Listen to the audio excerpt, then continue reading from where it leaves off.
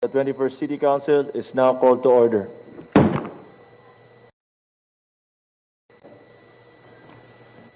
Let us proceed with the order of the business, please.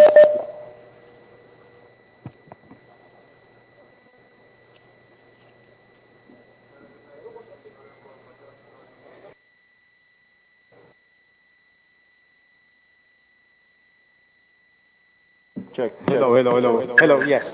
Good afternoon, Mr. Presiding Officer. I move for the consideration of PR 2021CC-756. If the City Secretary will please read the title of the said measure. Please continue, City Sec. Yes, Your Honor. Proposed resolution PR 21CC-756. Resolution informing City Mayor Honorable Maria Josefina G. Belmonte that the 21st City Council is holding its 44th regular session ready to hear her second State of the City address and creating a committee to deliver this resolution and to fetch her to the session hall introduced by Councilor Lena Marie P. Wico. Mr. Presiding Officer, Yes, Councilor Palladio. yes, if we could recognize the principal proponent, Councilor Mayen Wico. The Honorable Councilor Mayen Wico is recognized, aka Beshi. Good afternoon, Mr. Presiding Officer. As previously mentioned, this is a resolution informing our beloved City Mayor, Honorable Josefina G. Belmonte, that the 21st Quezon City Council is holding its 44th regular session and ready to hear her second State of the City address and creating a committee to deliver the resolution and fetch her to the session hall. The committee will be composed of the following. Number 1, Councilor. Number 2, Councilor Franz S.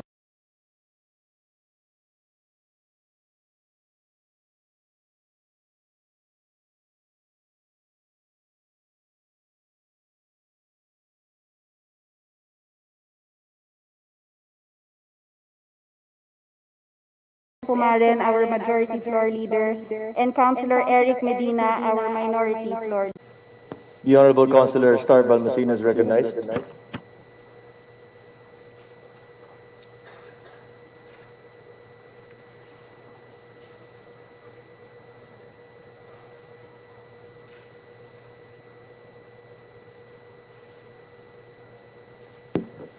Please proceed, Councilor Star.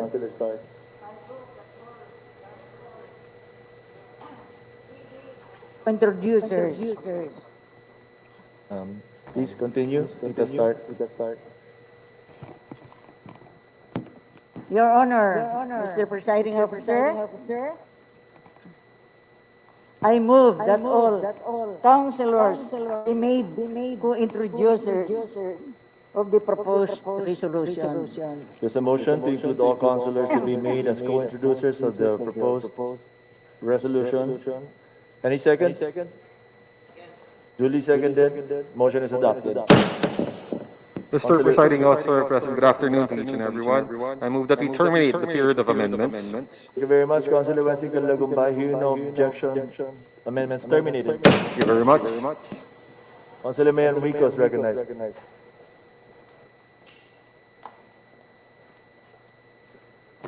Finally, I move for the approval of PR 21CC-756. The principal, hearing no objection, measure approved. Mr. Presiding Officer, I move for the suspension of the rules. Your fault. Oo, naan yun. Pero siguro na rin. I'm sorry. Mr. Presiding Officer, may I move for the suspension of the rules. Thank you, Councilor Ivy Lagman. Rules are suspended. Mr. Presiding Officer, we move for the confirmation of PR 21CC-756. Thank you very much, Councilor Maricel Tay. There's a motion to confirm PR 21CC-756 on the suspended rules. Any second? Duly seconded. PR 2160-756 is confirmed. Mr. Presiding Councilor Officer, Shai Liban. Mr. Presiding Officer, I move for the restoration of the rules. Rules restored. Mr. Presiding Majority Leader Officer. Franz Bumarin is recognized. Yes, Mr. Presiding Officer, I move that the presiding officer directs the committee to inform and fetch the city mayor.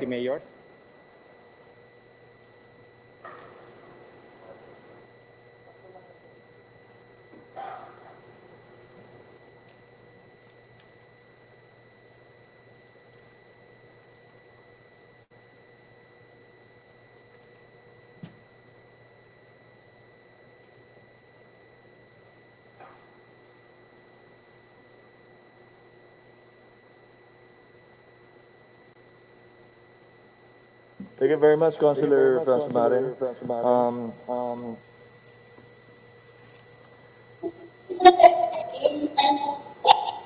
Yes, Therefore, yes, if we could, move to direct the committee to inform and fetch the city mayor, Mr. Presiding Officer. yes, we are going to direct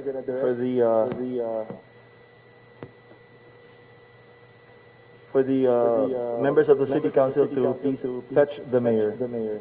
Yes, thank you, Mr. Presiding Officer. It's the President Pro Tem will be part of the committee, yours truly, and the minority floor leader will be the one to fetch the city mayor. Thank you very much, Councilor Franz Bumarin. We're gonna move for recess, right? Okay. Recess. For the information of everyone joining us online, we just would like to remind everyone to please put your speakers or your mics on mute so that we will not have any interference during the proceedings. Again, thank you so much for joining us. Really appreciate it. Chair recognizes the Honorable birthday girl, Councilor Diorela Maria Antonio Soto, and the Honorable Councilor Candy Eden Delilah Medina. Thank you, Mr. Presiding Officer. We'd like to acknowledge our guests. Please proceed. Honorable Anthony Peter D. Crisologo, 1st District Representative. Honorable Precious Hipolito Castelo, 2nd District Representative. Honorable Alan Benedict S. Reyes, 3rd District Representative. Honorable Jesus Manuel C. Suntay, 4th District Representative. Honorable Alfredo Vargas III, 5th District Representative. Honorable Jose Christopher Belmonte, 6th District Representative. The city government, department heads, and chiefs of staff of offices headed by the City Administrator Michael Victor N. Alimuro.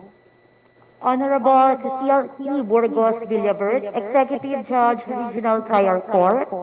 Honorable Don E. Mariano Alagar, Executive Judge, Metropolitan Trial Court. Honorable Vilmore Barceliano, Prosecutor, Department of Justice. Attorney Ramon Antonio Sabinorio, OIC Public Attorney's Office. We'd also like to acknowledge the ones attending via live streaming. Most Reverend Honesto F. Ongchoco, Bishop Diocese of Cubao. Most Reverend Roberto O. Gaadili, Bishop Diocese of Novaliches.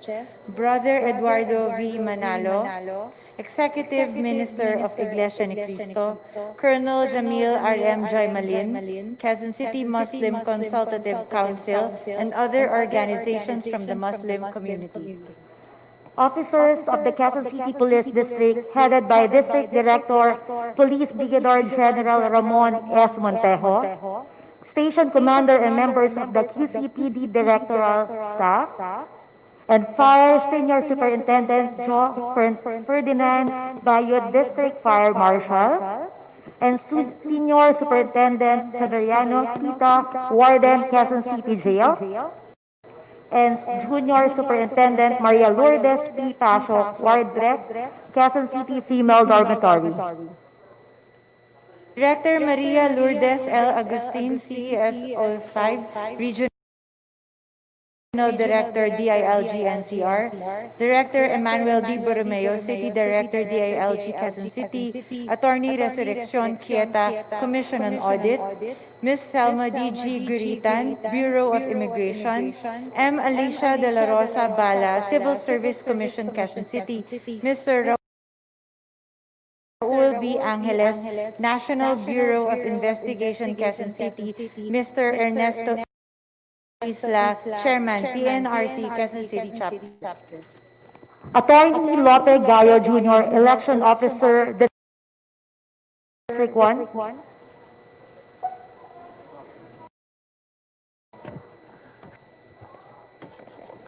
Ladies and gentlemen, Your Honors, the Mayor of Quezon City, Mayor Honorable Maria Josefina G. Belmonte.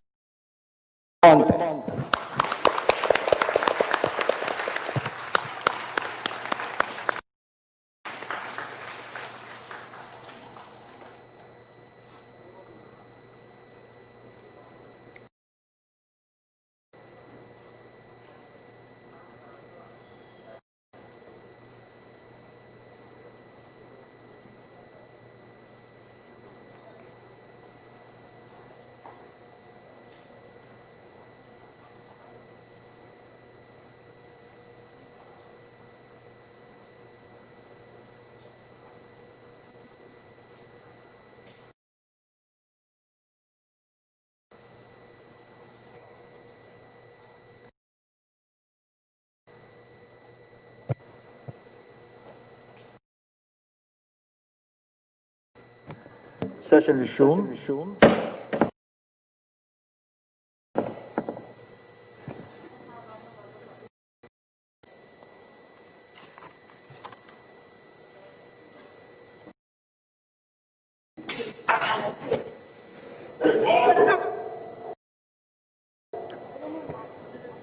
You sure? You sure? Thank you, Mayor. Thank you, Mayor.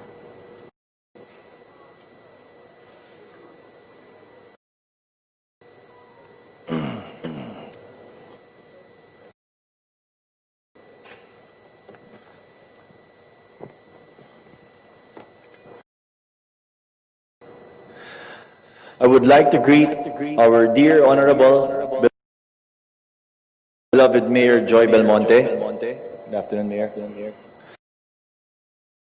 To our Secretary to the Mayor, Secretary R.J. Belmonte. To our City Administrator, C.A. Mike Alimoro City. To all our members of the City Council, a blessed day to everyone. On behalf of the 21st City Council, I would like to thank you all for joining us in our 44th regular session. Before we listen to the second State of the City address of our Honorable Mayor Joy Belmonte, I would like to give a brief report of the 21st City Council's accomplishments for the past year.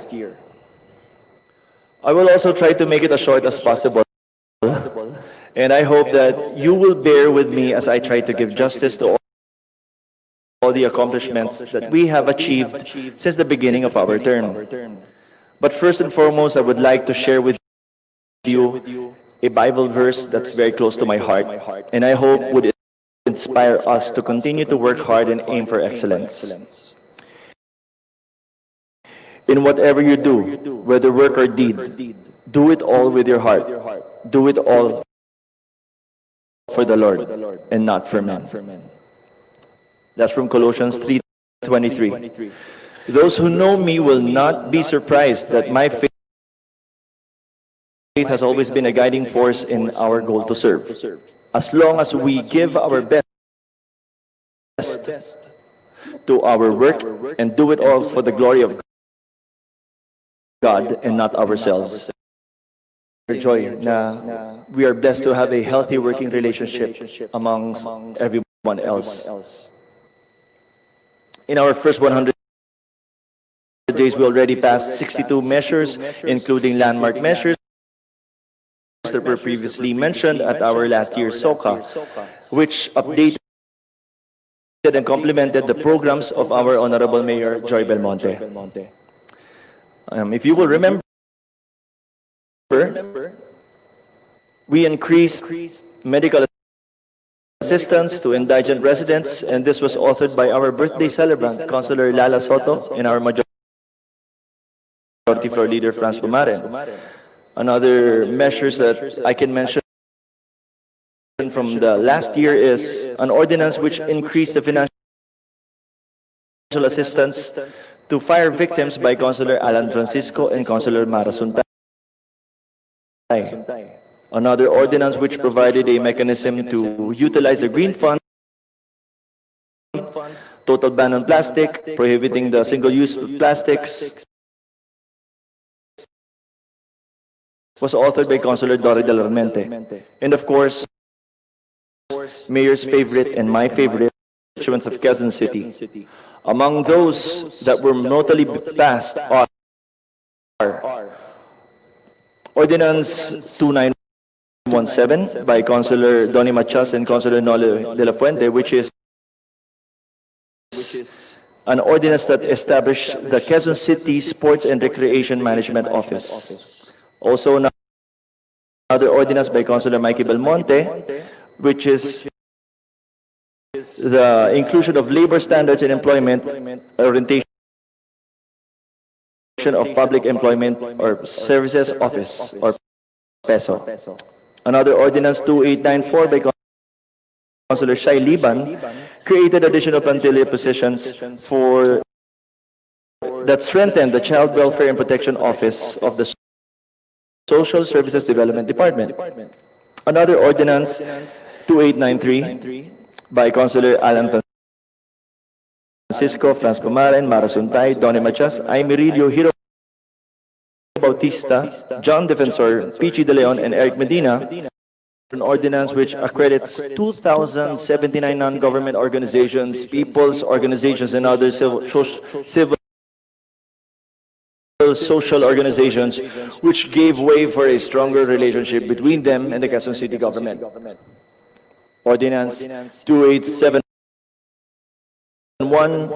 2920 by Councilor Ram Medalla and Councilor Irene Belmonte established the Bagbag Integrated High School and converted Tandang Sora Senior High School to an integrated high school as well. Ordinance 2882 by Councilor Bernard Herrera and Irene Belmonte and Councilor Franz Pumaren and Donny Machas gave scholarship opportunities to deserving Quezon City government personnel who want to pursue further studies. Another ordinance by Councilor Nikki Crisologo paved way for the donation of medical transport vehicles to 6 local health centers from the Department of Health. Ordinance Mayor Joy and I have spoken on how great we work as a partners in our commitment and goal to serve. I know it sounds cliche. Sometimes that is expected, something that is expected to hear from running mates of the same political party. But 2020 has shown that it's not just an empty statement or just flowery words. 2020 has shown the result of a harmonious relationship between the executive and the legislative departments. By reason of the constant communication and close coordination between our respective offices, the city government was able to provide Quezon City with swift executive action and informed timely legislative measures. Upon consultation with the office of our Honorable Joy Belmonte and upon instruction to the City Council, the 21st City Council called a special session and immediately adopted Resolution SP 8141 declaring a state of calamity on March 13, 2020 to prepare for the onset of the COVID-19 pandemic, which also authorized the release of Quick Response Fund of the city and the 142 barangays needed for the emergency procurement, distribution of goods and services. As we continue to deal with the pandemic, conducting our council sessions and committee hearings, we were able to pass around 80 COVID-19 related measures since March 2020, with some as follows. 5 supplemental budget ordinances were immediately passed. Ordinance 2956, 2909, 2921, 2922, 2966 to support the city's most vulnerable sectors and enable social services and welfare programs during the pandemic period.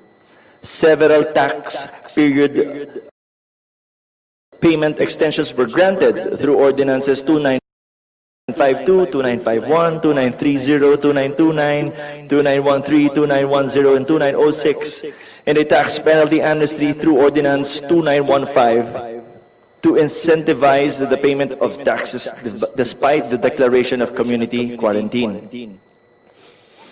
Ordinance SB 2905, or the Quezon City Public Safety Hours Ordinance of 2020, authored by the Honorable Majority Floor Leader Franz Bumaren, that set the public safety hours to 8 p.m. to 5 p.m. and later adjusted to 10 p.m. to 5 a.m. and limited the movement of the Quezon City residents at night to minimize exposure and discourage public gatherings during the state of calamity. Ordinance enforcing and regulating the use of personal protective equipment were passed, including Ordinance 2908, Mandatory Face Mask Ordinance, Councilor Lala Soto, Councilor Winnie Castelo, and Ordinance SP 2965, Quezon City Face Shield Ordinance, sponsored by Councilor Kate Casadeng, Councilor Lala Soto, and Councilor Pichi De Leon, Councilor Dore Delormente, and Councilor Franz Pamarin were also passed. Several ordinances were also enacted to provide for specific protocols during the pandemic, particularly 2958 on individual quarantine protocols and 2959 for the guidelines and special concerned lockdown areas, both sponsored by Councilor Franz Pumarin, Councilor Eric Medina, our Minority Floor Leader, Councilor Bong Liban, Councilor John Ferrer, while 2907 was sponsored by Councilor Pichi De Leon and Councilor Franz Pumarin, which established protocol for the management of the deceased during the pandemic. Ordinance 2911, or the COVID-19 Anti-Discrimination Ordinance of Quezon City, was sponsored by Councilor Dolay Delormente, Candy Medina, Wency Lagumbay, Kate Casadeng, Lala Soto, Noe de la Fuente, TJ Kalalay, and Winnie Castelo, addressed the pervasive and unwarranted public stigma on COVID-19 patients by making it punishable to discriminate against them and to our frontliners. Ordinance 2950, sponsored by Councilor Franz Pumarin and Councilor Toto Medalla and Councilor Eric Medina, created a Kalinga Fair for tricycles and pedicab for hire in Quezon City that helps sustain their needs during the restrictive period of the pandemic. Ordinance 2928, as amended by Ordinance SP 29 constituents. Councilor Bernard Herrera, Councilor Franz Pumarin, and Donnie Machas also authored a measure that grants financial assistance to our frontliners in various fields to help them on their next of kin as they recover from COVID-19. While Ordinance 2943 by Councilor Kate Casadeng, Councilor Dore Delormente, Councilor Pumarin, and Councilor Herrera provided for COVID-19 testing for frontliners who may have been exposed to it while performing the duties. We also have several ordinances providing for the grant of allowances, hazard pay, and other emoluments. Ordinance 2923, sponsored by Councilor Pichi De Leon, Franz Pumarin, Donnie Machas, provided the hazard pay to our government personnel. Ordinance SB 2924 by Councilor Lala Soto, Francois Marindon, and Bachas provides special risk allowance for our public health workers. Sponsored by Councilor Marivic Copilar and Councilor Pumaren, provides for moratorium on the monthly amortization on all housing programs of Quezon City government from March until December of 2020. And Ordinance 2914, as amended by Ordinance 2948, sponsored by Councilor Mara Suntay, Councilor Alan Francisco, Councilor Mikey Belmonte, Kate Cosateng, Dore Darmente, Wesley Gumbay, Candy Medina, and PM Vargas ensured that no hoarding of basic necessities will occur during the state of calamity. Konti na lang po, malapit na matapos. Ordinance SB 2935, sponsored by Councilor Pichi De Leon, required mandatory COVID-19 testing before a person is confined in jail to prevent vulnerable people there from exposure. That there is a need to protect the influx of bicycle riders who suddenly use the mode of transportation during the community quarantine. Ordinance 2942, sponsored by Councilor Lala Soto, Kate Cosateng, Candy Medina, mandated the riders to wear helmets within Quezon City.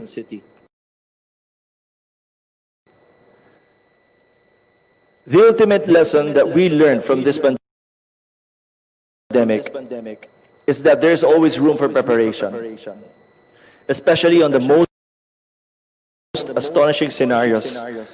It has taught us that there is a need for a coordinating body and an interagency plan that will serve as the framework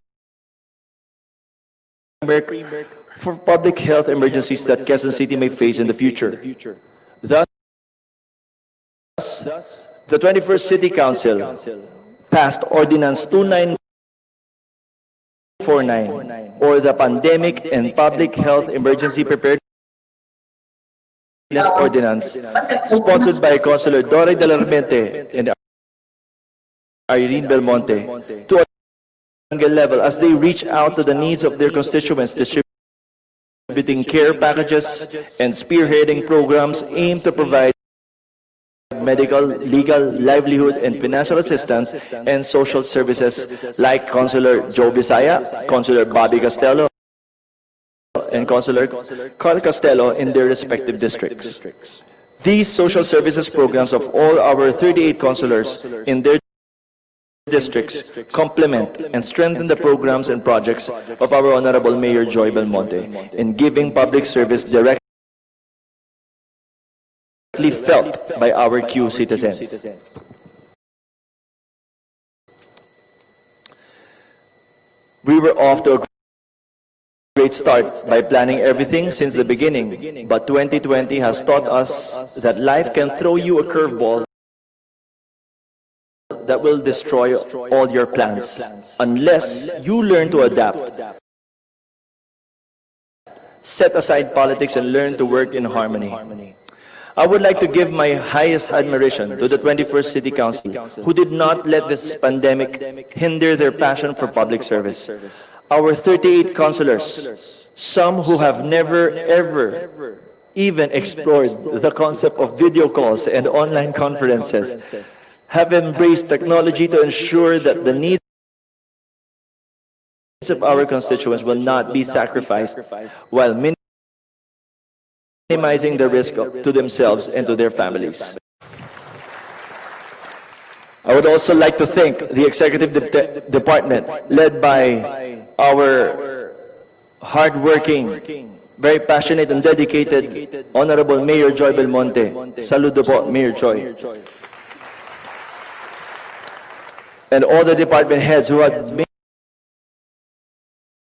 made time to accommodate our legislative concerns as we ensure that the measures enacted by the 21st City Council are relevant and fitted to the needs of our city and our constituents. Nagkasakit si Mayor Joy, nagkasakit ang ibang mga numbers natin, pero hindi pa rin nagpapatalo ang ating mayor. Hindi tayo magpapatalo dahil ito ay magiging silbing inspirasyon para sa atin na magtrabaho pa at ibigay ang lahat ng nasa puso natin. May we continue to work together in the future, even beyond the pandemic. We are now in the last quarter of 2020, and I believe I speak for everyone when I say that I cannot wait for 2021 to come. Sino ditong excited for 2021? Right after 2020, you cannot lose hope. And let's hope together this 2021. And with all challenges that this year has brought us, it has personally taught me to be more grateful for all things that I took for granted or we took for granted. And to see things in a different light. It has taught me, it taught us to cherish even the mundane things. But best of all, it has taught us and me to appreciate the people around me, around you, around us. Our family at home, our family here in the government service, the office of our city Mayor Joy BELMONTE, all the hard-working councilors of the 21st City Council, department heads, all our frontliners, barangay health workers, barangay officials, leaders, members of the community. We appreciate you all at maraming salamat po sa lahat ng inyong ibinibigay para sa atin. To our Honorable Mayor Joy BELMONTE, on God. This is the most important message that I want to share everyone here and to everyone watching right now. Let us continue to fix our eyes on God and never forget that in our goal to serve the people, we glorify Him. We glorify His name, His kingdom, and not ourselves. At the end of each day, there is no other name that we seek to be lifted high but the name of Jesus Christ, our Lord and Savior. And at the end of our term, there's no other face that I would want everyone to remember but the face of our Lord Jesus Christ, who shall never fail and who are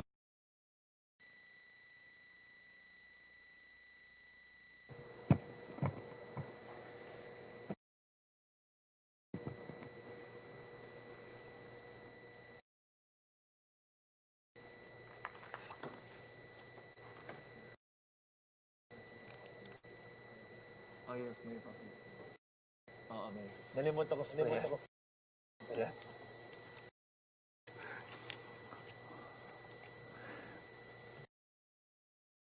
That said, I would like now to recognize the majority floor leader, Councilor Franz Pumaran.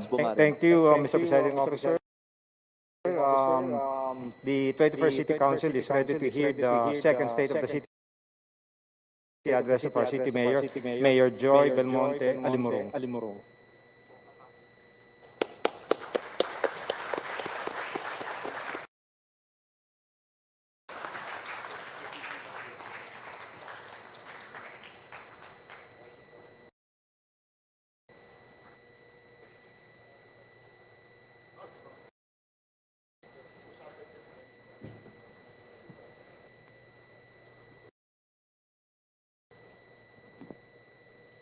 Please take your seats, colleagues.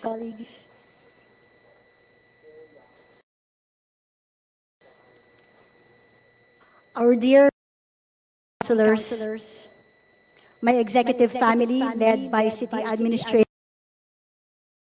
Michael Alimurong and the Secretary to the Mayor RJ BELMONTE, Quezon City Police District Director General Ronnie Montejo, sir. partners, and honored guests, isang magandang hapon po sa inyong lahat. Alam naman natin ang matinding pagsubok na dulot ng COVID-19 na gumambala sa ating lahat. Across the world, more than 1 million people died. The death toll includes thousands in our own country. The virus continues to rage on, which is why this hall is sparsely filled, and I speak to you from a video stream.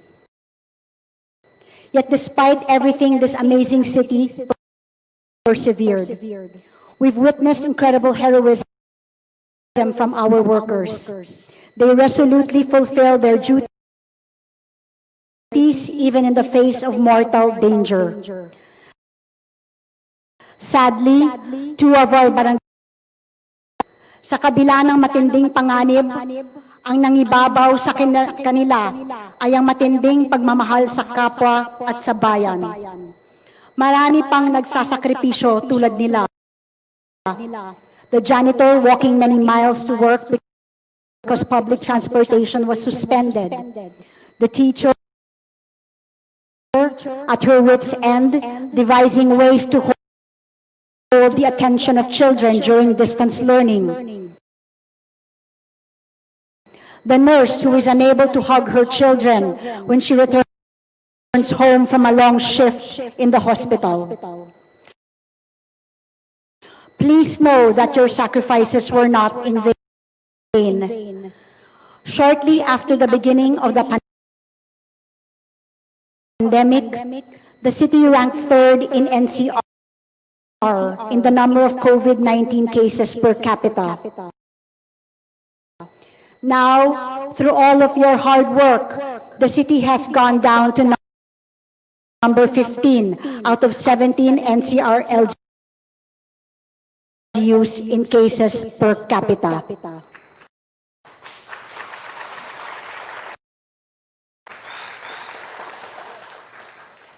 Nang dahil sa sakripisyo ng lahat, unti-unti na nating napapaamo itong halimaw na pandemyang ito. Nagawa nating proteksyonan ang kalusugan at buhay ng ating mga mamamayan habang sinasangga naman ang dagok na pangkabuhayan ng bawat isa. A long struggle lies ahead to bring back lost jobs and invigorate ailing commerce. In these challenging times, I steel myself with the memory of my mother's words. Service means living a life of duty and sacrifice. Tama siya. Duty and sacrifice is what keeps our doctors and nurses on their feet even into the wee hours, toiling over their suffering patients. Duty and sacrifice is why our tanods patrol the streets under the hot sun or in cold night. Duty and sacrifice is what so many of you freely give to keep your city afloat, to save the lives of our people. Kaya bago pa man ang lahat, gusto ko po bang ipaabot ang aking taus-pusong pasasalamat sa inyo na patuloy na nagtitiwala, sumusuporta at nagbibigay lakas sa amin upang patuloy ang magandang nasimulan at manatili sa landas na marangal at tapat na pagseserbisyo. Ang pundasyon ng kasalukuyang kakayanan ng lungsod na tugunan ang hamon ng pandemya ay nakatuntong sa mga naisulong na nating programa bago pa man tayo pinasok ng COVID-19. We prioritize the health and welfare of our people. Last year, we successfully addressed the African swine fever that affected the livelihoods of hundreds of families. We gave financial aid to 564 kapasidad ng lungsod na tugunan ang iba't ibang agarang pangangailangan ng ating mga kababayan. The city increased its budget allocation for medicine and supplies by over 400%, the equivalent of 2.2 billion pesos. We also raised fire assistance to 5,000 for renters and 10,000 for house owners. We designed a funeral services package of 25,000 pesos and increased medical assistance up to 10,000 pesos. Sa larangan pa rin ng kalusugan, pinagtuunan din natin ng pansin ang human immunodeficiency virus o HIV. Given that HIV prevalence is highest in our city, we launched Zero at 2030 on World AIDS Day last year. We aim to achieve zero new cases, zero deaths, and zero discrimination by the year 2030. Our program encourages us to know our HIV status and at pinagtuunan din natin ng pansin ang pagsasaayos ng revenue generation. Our real property inventory and tax mapping operations resulted in the identification of 8,037 taxable real property units with an estimated annual tax due of 442 million pesos. Streamlining efforts through our business one-stop shop, cut red tape, and shorten the process of business renewal. And as of February 2020, business tax payments increased by 958,856,268 compared to the same time in 2019. Bagaman layunin nating lahat ang pag-unlad, iniingatan din natin ang hindi sakripisyo, ang kaayusan ng syudad at ang dignidad ng kanyang mga mamamayan. A great example was how we prevented a huge encroachment on our city's prime land. Pero habang tayo ay umuunlad, hindi natin dapat isantabi ang issue ng human rights, lalo na ng ating mga kababaihan.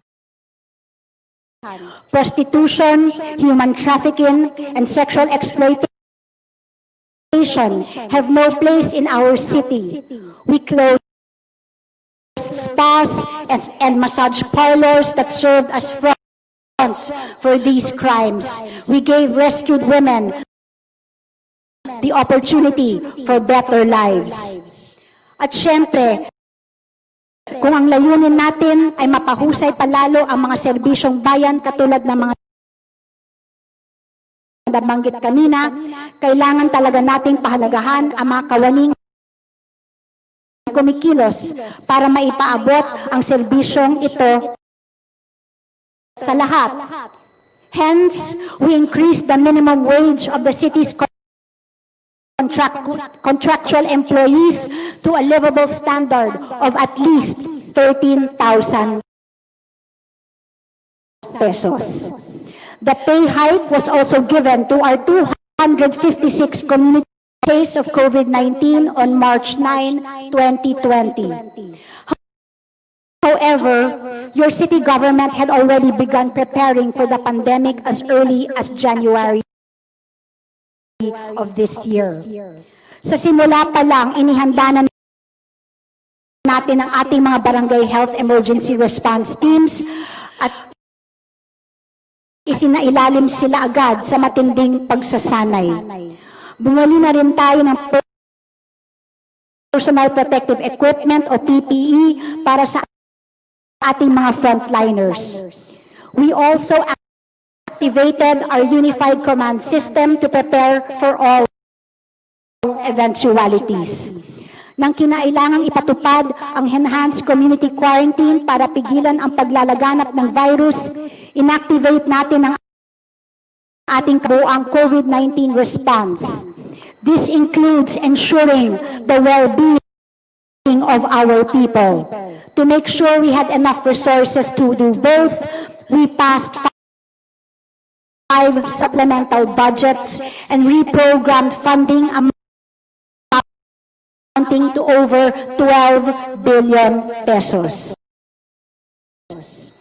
We allocated these funds to financial assistance, our economic stimulus package, medicines, medical equipment, PPEs, disinfection, and allowances for ng mga pampublikong sasakyan. Maraming salamat sa Armed Forces of the Philippines at private bus companies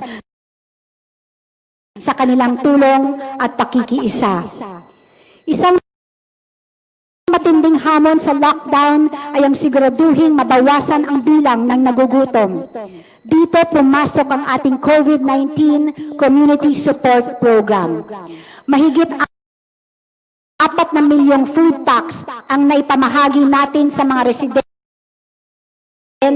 ng Quezon City at sa mga locally stranded individuals ng ECQ. Recognizing, however, that instant and canned meals were not enough, the city launched Fresh Market on Wheels.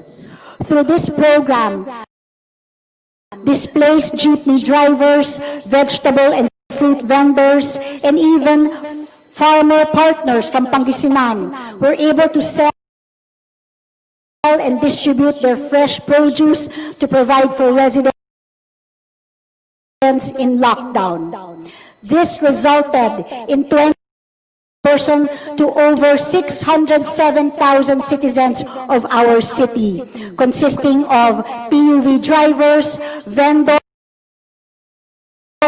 senior citizens, PWDs, solo parents, lactating mothers, displaced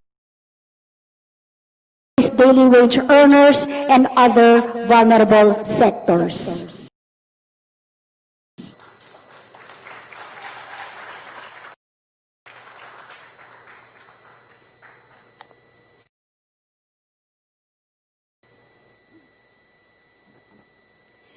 Through the QC Social Amelioration Program, we aided more than 177,000 qualified families that were not covered by the DSWD's SAP.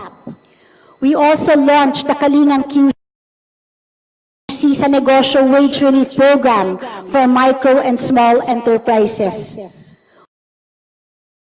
Upang maproteksyonan ang kabuhayan at trabaho sa Quezon City, naglaan tayo ng 700 million pesos para sa mga qualified micro and small businesses, as residents would have a source of sustainable income during the pandemic. In partnership with Lala Move, Grab, ESET-Go, and Food Panda, we were able to provide employment to some 1,135 individuals. Jeepney drivers were transformed into logistic drivers, and tricycle drivers turned food delivery riders. On average, our food delivery riders earn anywhere from 1,800 pesos to 2,300 pesos daily, much more than what they used to earn.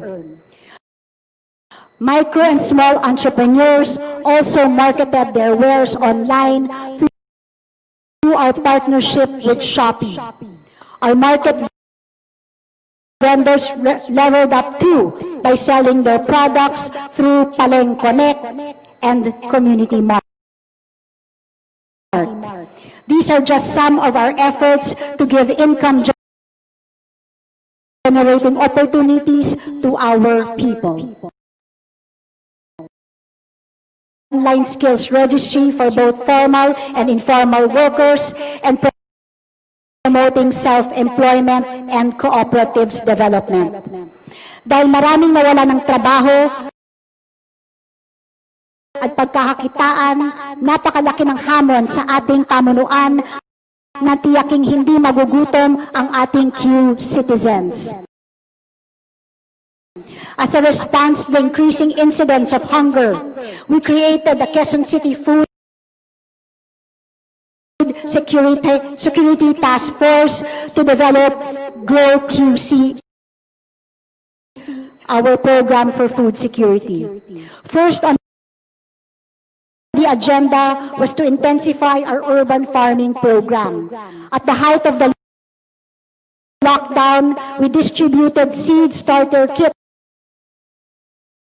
to individuals and communities for backyard, container, and rooftop farming. To date, we have given over 36,000. Habang pinangangalagaan ang sikmura at hanap buhay ng mga tagalungsod Quezon, kinailangan pa rin paigtingin ang pagsupil sa virus na ito. For this, we continued implementing our winning strategy to conquer the virus: test, isolate, trace, and treat. We were one of the first cities to establish community-based testing centers to ensure prompt detection and surveillance of the disease. Led by the Quezon City Health Department, CBT sites were set up in all 6 districts. In addition, we have testing sites in our 3 local hospitals, as well as door-to-door testing by our city epidemiology and surveillance unit. As of October 11, we have administered about 6,166 free PCR swab tests, more than any other nation of the Philippine Chamber of Commerce and Industry Quezon City chapter. The crown jewel of our testing program is our own molecular laboratory. This high-tech laboratory can detect not only COVID-19, but also other diseases like cancer, tuberculosis, HIV, and dengue.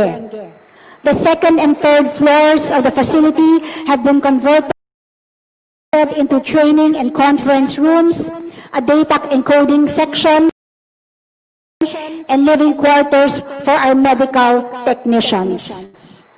Knowing that isolation is key to containment, we were among the first cities to establish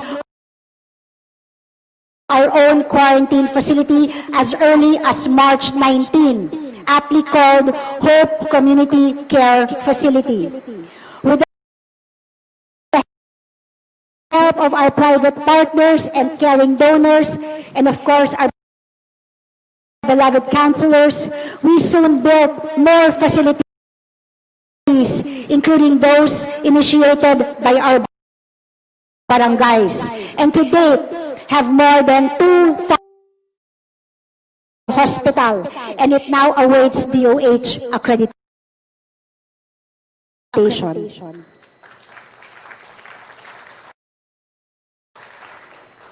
Our city-owned hospitals, Novaliches District Hospital, Rosario Maclang Bautista General Hospital, and the Quezon City General Hospital play a big role in our remarkable recovery rate.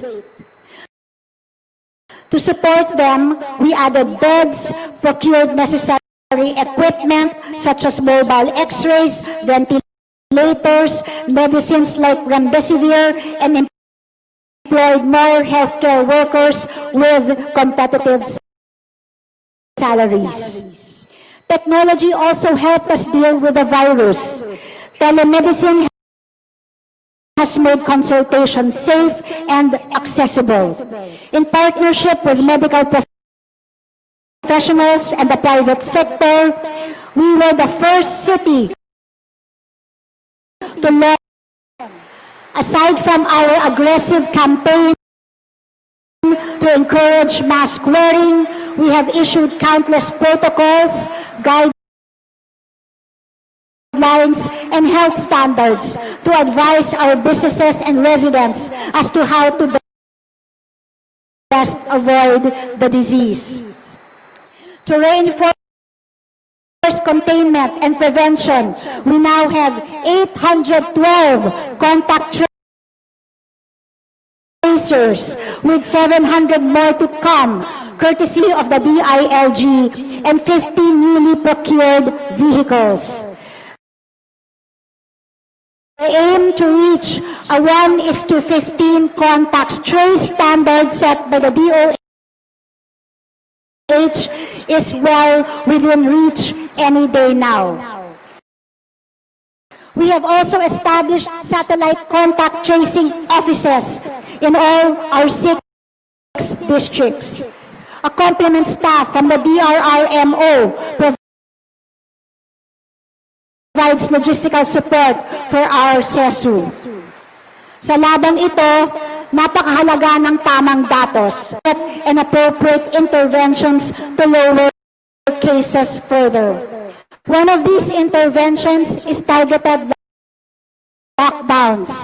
Our city pioneered the concept of special concern lockdown areas. These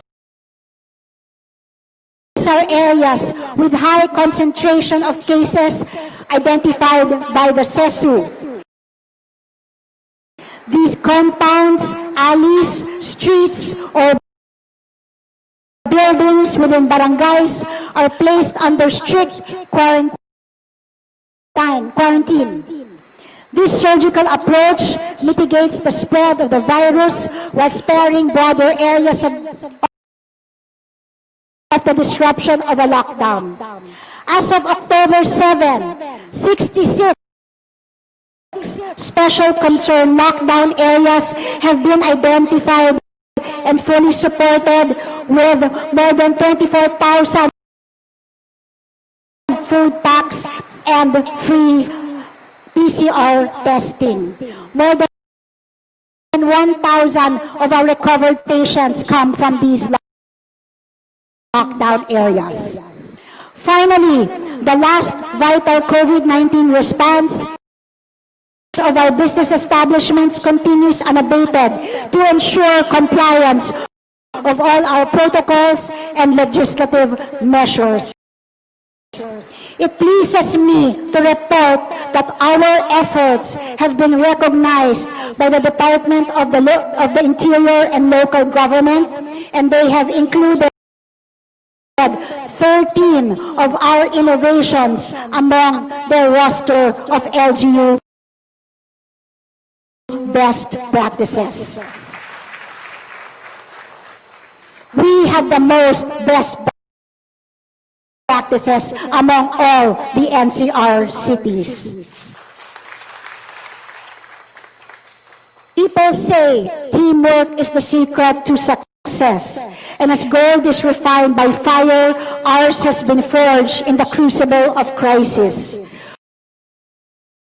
When it counted the most, everyone stood up to be counted. While there is strength in numbers, the power of oneness is immeasurable. We work in solidarity as a community, and we have been unstoppable through the grace of God. Now, while COVID-19 is still very much a part of our lives, it does not seem as frightening and unbeatable anymore. My all-out praises to my executive family.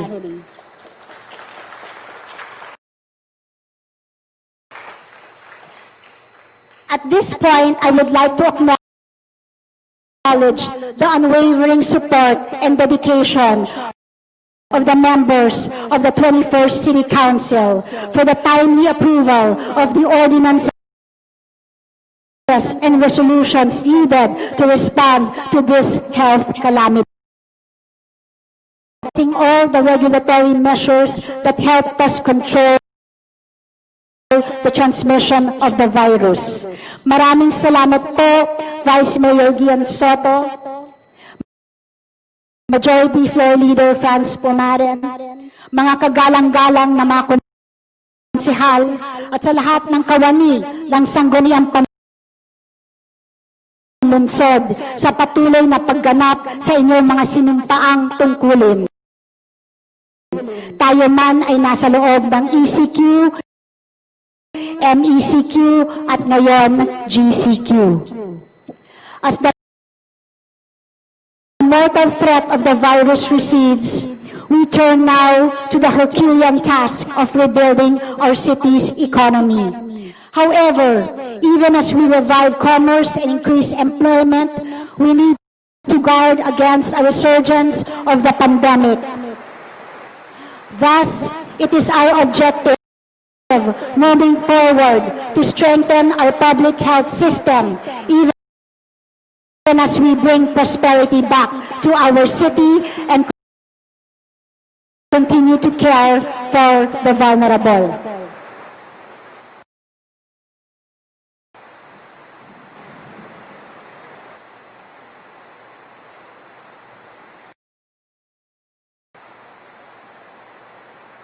Pagamat napaamo na natin ang pandemyang ito, hindi po all residents in any of our health centers. This system also allows for real-time monitoring of medical inventories for quick replenishment, avoiding shortfalls.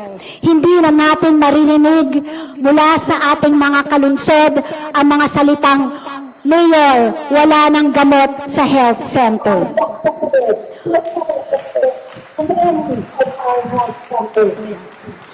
More than 40 of our health centers are now under rehabilitation to accommodate more citizens in need.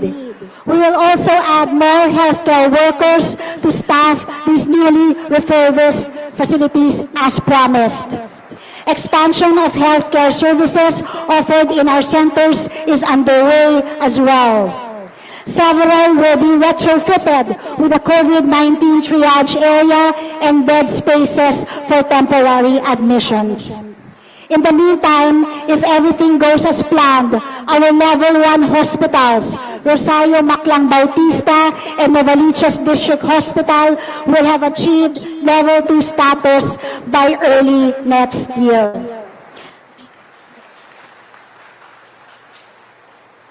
As the economy picks up, people will get to work more conveniently with our very own city bus system.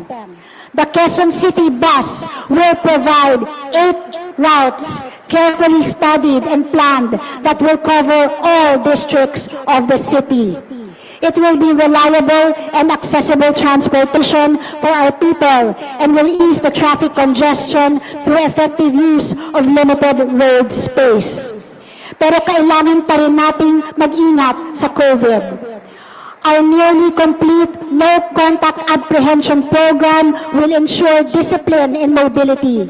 The PPP proposal is now in the advanced stage and Swiss Challenge ends on October 22. With that, I expect this program to be operational before the end of the year with an estimated annual income of 35 million pesos for our city.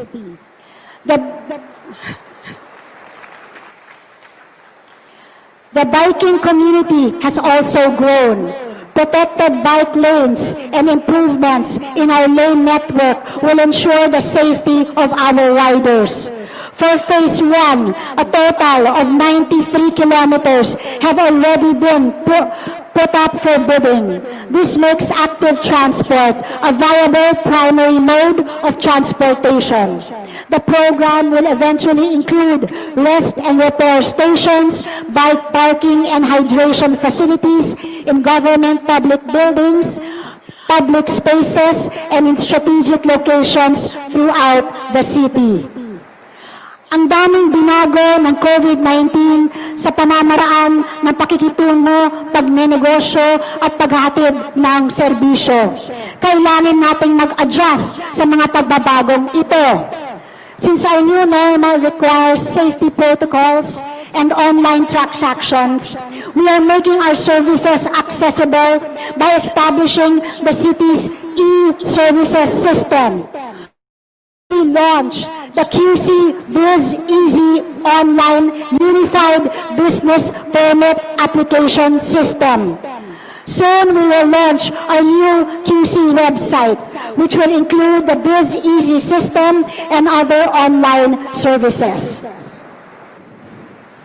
This program will help Quezon City become the destination of choice for businesses. Mas maraming negosyo, mas maraming trabaho. Even at the height of the pandemic, our new business registration numbers continue to rise.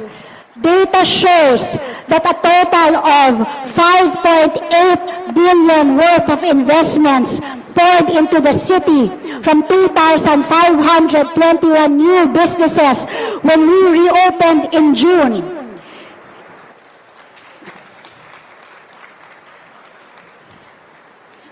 Even Google Philippines has chosen our city to set up its 20-floor call center. Indeed, investor confidence is at an all-time high in Quezon City, even now during the pandemic. At hindi lang yan, pwedeng i-deliver ang inyong business permit right at your doorstep, eliminating another face-to-face interaction as well as fixtures altogether. Another innovation in implementing ease of doing business is the online processing of building, occupancy, and ancillary permits. Under the QC Build Easy program of the Department of the Building Official, applicants can now register, apply, and schedule an appointment all online. Even before the pandemic, we had begun setting up our community Wi-Fi service. This will give our residents access to 1 hour free internet per day in close to 4,000 key areas such as barangay halls, health centers, public libraries, public parks, schools, and malls. A user need only to connect to QC Wi-Fi network when in proximity of these locations. This will enable our students to connect to teachers and for our citizens to the growing number of online services and resources. Mahirap na karibal ang ulan. Nang dahil sa pandemya, lalo po nating nakita ang kahalagahan ng komunikasyon at pagiging connected sa isa't isa para sa mas mabilisang pagtulong sa mga taong nangangailangan. Through our QC Helpline 122, we responded to 16,208 incidents along with 4,378 COVID-related concerns, saving lives and property from July 1, 2019 to September 30, 2020. The helpline also enabled us to respond to medical emergencies 24/7.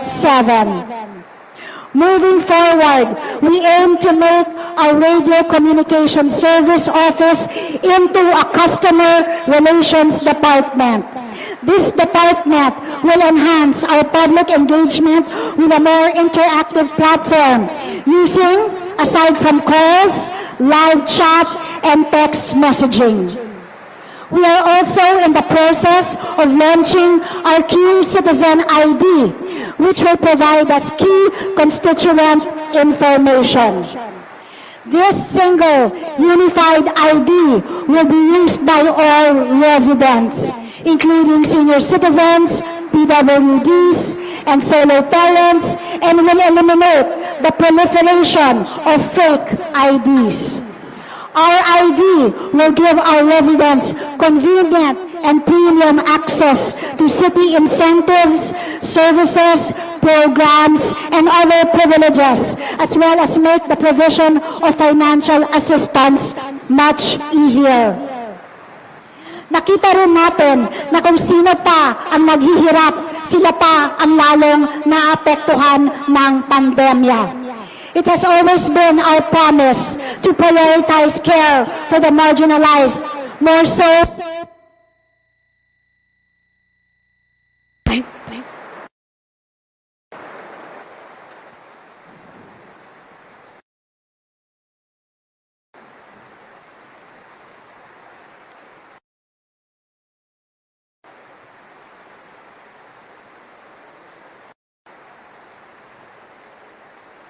It has always been our promise to prioritize care for the marginalized, more so in the midst of this pandemic.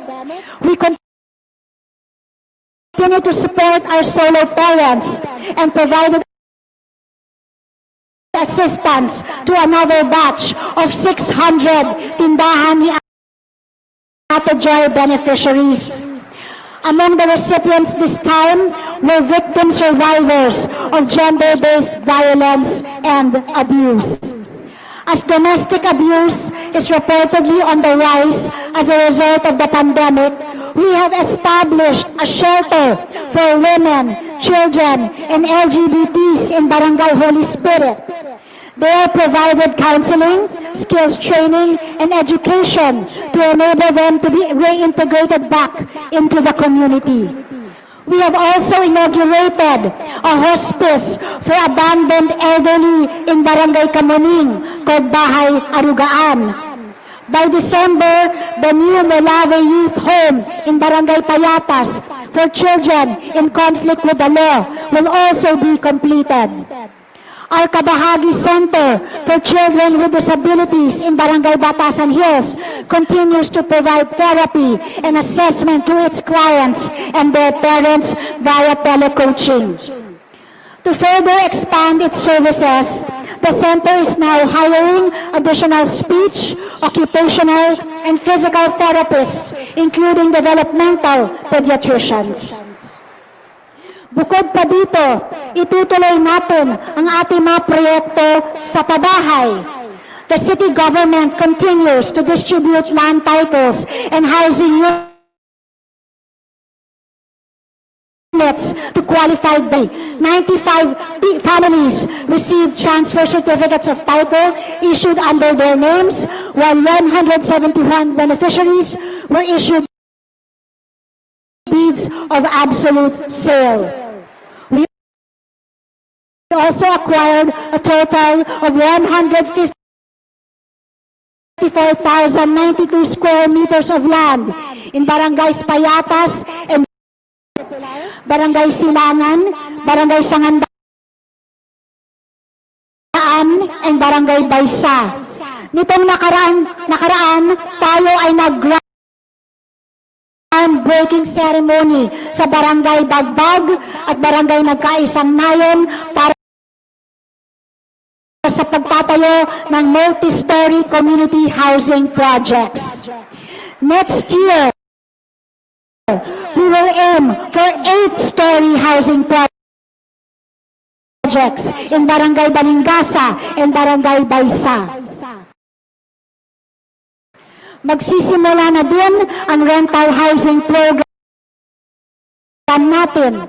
Abot kaya at maayos na tirahan sa halagang 800 pesos per month lamang. This program will be spearheaded in Barangay Nagkaisang Nayon and Barangay Payatas. Our goal is for 10,000 Q citizens to have decent shelter or security of tenure by the year 2022.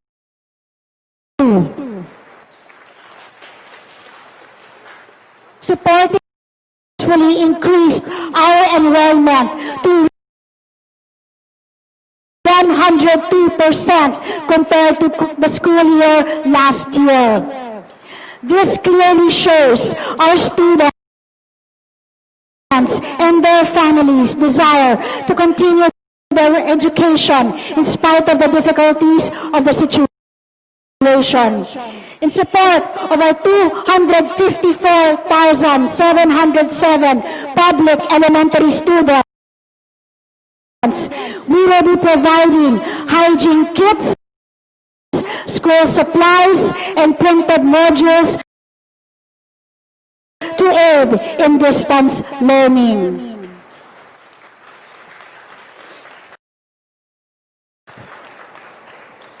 We have also purchased 176,000 Samsung tablets with data plans to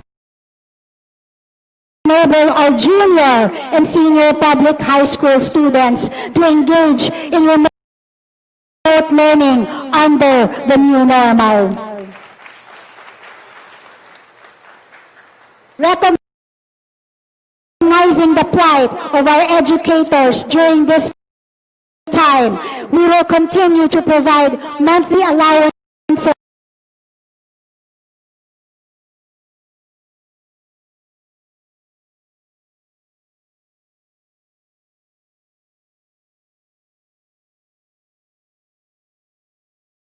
receive the same support. Laptops with data allocation have been purchased to aid the transition, complete with their own learning management system. After 26 years of existence, our university has finally elected its first tenured president. Thank you to the Board of Regents. Among some of the members are here today among our councilors. With this, we are a step closer to attaining institutional recognition from the national government, further enabling us to expand university services to cater to more individuals pursuing tertiary education for free. Open up the opportunity to undertake a citywide rehabilitation program. Aside from superficial renovations, the program will include electrical and water plumbing upgrade, both critically needed in COVID-19 management. Hindi na rin masasabi ng ating mga kabataan na pagdating sa second at third floor, wala ng tubig na umaagos sa mga gripo. Patuloy din ang mga esensyal na proyektong pang-infrastruktura. Para sa paghahanda natin sa panahon ng tag-ulan, isang mahalagang bahagi ng ating programa ang flood control. Sa tulong ng University of the Philippines National Operational Assessment of Hazards or UP-NOAA, we will create a drainage master plan to better understand flooding in the city and develop a long-term framework for addressing its impact. Hindi na pwede ang band-aid solution. Meanwhile, we will scrap rip-wrapping as a flood control mechanism, and instead, we are currently constructing more durable, reinforced concrete retaining walls as a more effective flood mitigating measure. Several road repair and drainage projects have likewise already been bidded out. Sa gitna ng lahat ng pagsubok ng pandemya, hindi natin maaring isantabi ang kahalagahan ng kalikasan at ang mga posibleng epekto ng climate change sa ating lungsod. We have started the rehabilitation of the San Juan River, which comprises a total of 78 square kilometer catchment area and traverses 18 barangays in Quezon City. A comprehensive plan that is science-based and founded on solid baseline data with the participation of national and local government, the academe, and the private sector is currently being crafted. Naantala man tayo ng ilang buwan nang dahil sa pandemya, itutuloy natin ngayon ang ilan sa mga proyektong pinapangarap natin. Kasama na ang 3-story Galas Public Market at ang 3-story Kamuning Market sa ika-4 na distrito ng ating panglungsod sa tulong din ng ating pong mahal na Congressman Jesus Suntay. As an innovation, our new markets will be equipped with rainwater harvesting facilities and sewerage treatment plants. Each market will also have its own tricycle terminal and parking spaces. Dagdag pa rito, naglagay rin tayo ng high-resolution CCTV cameras para mabantayan ang daloy ng trapiko at ang kaayusan sa ating mga palengke. Unan na natin nilagyan ang Commonwealth at Litex Market, Balintawak Market, Novaliches Bayan, Susano, Bagbag, Mega Kmart at Pamilihang Bayan sa Visayas Avenue. Para naman sa kaligtasan at seguridad, nakalatag na ang ating Peace and Order and Public Safety Plan. This plan is currently being implemented and contains 127 different projects, programs, and activities that are geared towards public safety, anti-criminality, anti-illegal drugs, anti-insurgency, crisis management, and access to justice. Another anti-criminality project is the Digital Forensics Laboratory to be given to the Quezon City Police District under the leadership of General Montejo. Bibigay na natin yan sa inyo. Ito ay isang pasilidad na may kompleto at modernong kagamitan na makakatulong sa ating mga kapulisan sa kanilang mga investigasyon, lalo na sa mga ebidensya na nasa digital at multimedia formats.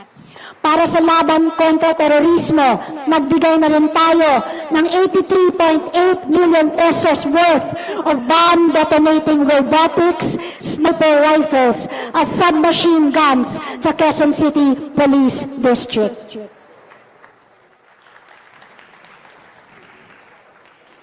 In terms of the city's steps against illegal drugs, at sa tulong ng ating mahal na Vice Mayor, we will establish balay silangan that will offer temporary refuge to surrendering drug dependents and pushers. This facility will help in reforming them into self-sufficient and law-abiding members of society by providing medical and reformatory interventions. Kasabay nito ang patuloy na pagsuporta ng ating lokal na gobyerno sa mga programa para sa mga underprivileged children na sangkot sa illegal na droga. The city will also launch a website application that will provide services for the City Anti-Drug Abuse Advisory Council for posting announcements, events, and tracking of operations. This will also serve as a communication channel for its users and partner barangays. At para yan sa iyo, Vice Mayor Soto. Kaakibat ang DILG Safe Philippines team na magbibigay ng 1,500 CCTV cameras na ilalagay sa crime and accident-prone areas. Hangad natin na lahat ng CCTVs mula sa ating mga barangay hanggang sa ating command center ay mapag-isa sa maayos na sistema. Alinsunod sa layunin na bawasan ang krimen sa ating lungsod. Kasama rin dito ang 5-year street lighting program sa lahat ng ating mga kalsada. Maraming salamat, Secretary to the Major RJ BELMONTE, dahil ikaw ang nag-spearhead ng lighting program na ito. Katulad ng ating pinangako at kasama sa ating mga plano, ang ilapit sa tao ang mga batayang serbisyo upang hindi na nila kailangan magdusa sa pagpila at paghintay sa City Hall. Isinasaayos na po natin ang sistema ng Novaliches District Center na pansamantala pa natin gagamitin habang inaantay nating matapos ang ipinapatayong government center ni Congressman Alfred Vargas kasama ang District 5 Satellite Office sa Novaliches proper. Bukod dito, malapit na rin pong buksan ang District 3 Satellite Office sa Barangay Marilag. At maraming salamat sa mga konsehal sa pagsuporta dito. Ang District 4 Satellite Office ay magbubukas na rin sa barangay paligsahan para sa mga taga-District 4. At ang District 2 Satellite Office sa Barangay Commonwealth ay magbubukas na rin sa darating na mga buwan. District 1 at District 6 na lang ang ating kailangan itayo. Nandito naman po si Congressman Kit at sana magbigay ka sa amin ng gusali para dito.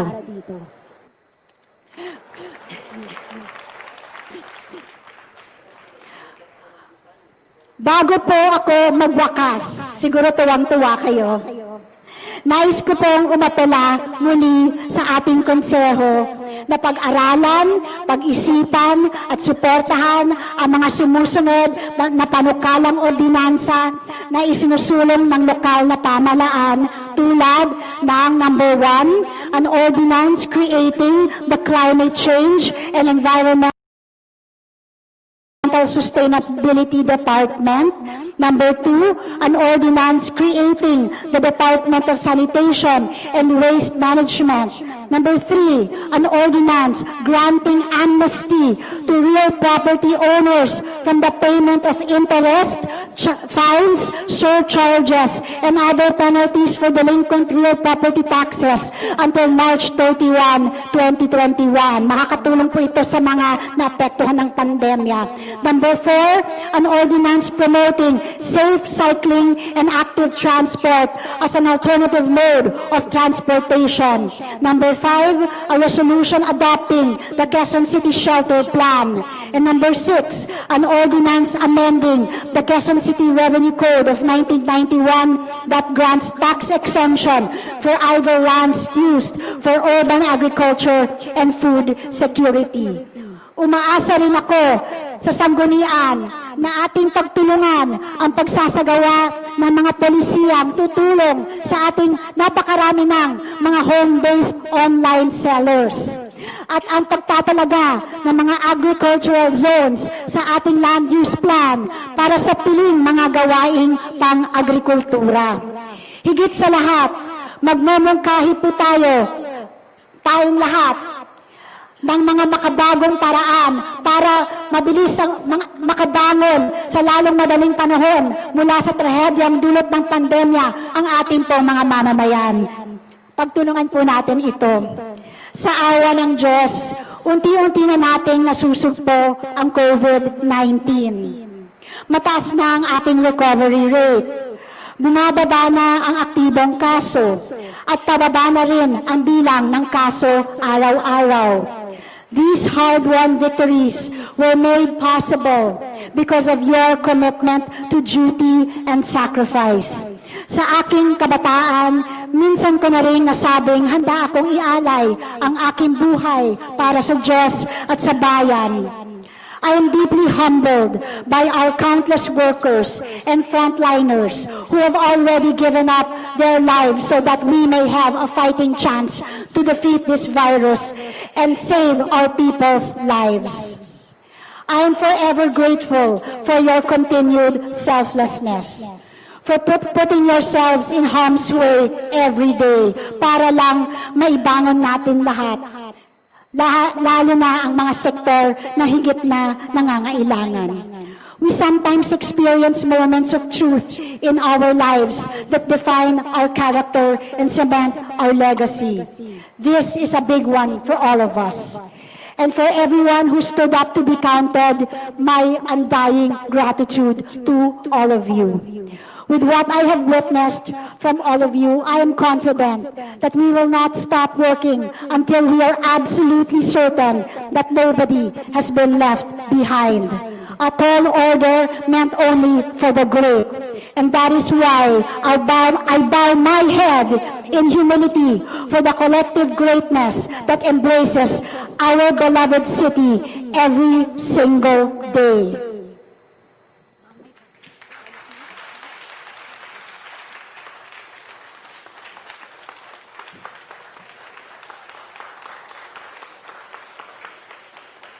As we end today's session, I enjoy everyone to look into yourselves and revisit what it is that keeps you committed to see these fights through to completion for our city and our people. To honor your struggles, I will do everything in my power to give you leadership and a government that you so richly deserve. Sa kabila ng ating pagsasakripisyo ngayon, naghihintay ang mas mahigpit na hawak, matatamis na ngiti at mainit na yakap mula sa ating mga mahal sa buhay. Kaya mga kaibigan, mga katrabaho, mga minamahal kong mga konsehal, mga kapwa ko lingkod bayan, mas palawakin natin ang ibig sabihin ng katagang kasama ka sa pag-unlad.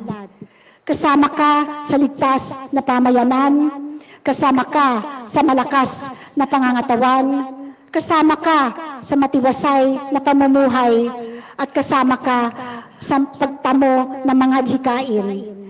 Maraming salamat po at pagpalain nawa tayong lahat ng Diyos. Happy 81st anniversary, Quezon City! Thank you very much at mabuhay po tayong lahat.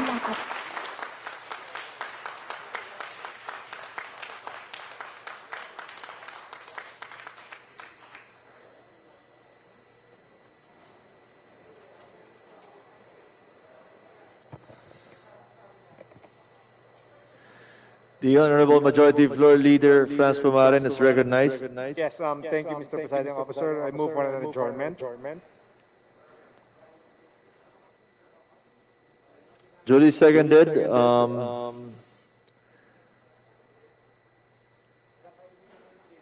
May we recognize Councilor Bobby Castello to lead us in a closing prayer.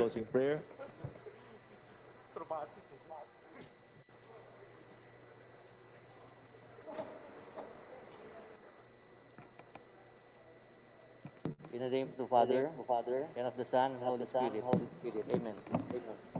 Almighty God, as we come to the end of the State of the City address, we thank you for your love and guidance as we are striving to make the right decisions to help overcome the challenges, the difficulties we are facing in today's uncertain times. Heavenly Father, give us the foresight to act with charity and true concern for the well-being of the people we serve. Give us the wisdom to invest in long-term solutions that will help prevent future outbreaks. Help us ensure the health and safety of the beloved residents. May you continuously be our light in everything that we do. May you help us make a big difference in this city for the glory of your name as we give our heart to you now and forever. Amen. In the name of the Father, Son, Holy Spirit. Amen. Maraming salamat po sa ating beloved Mayor Joy Belmonte. Session adjourned.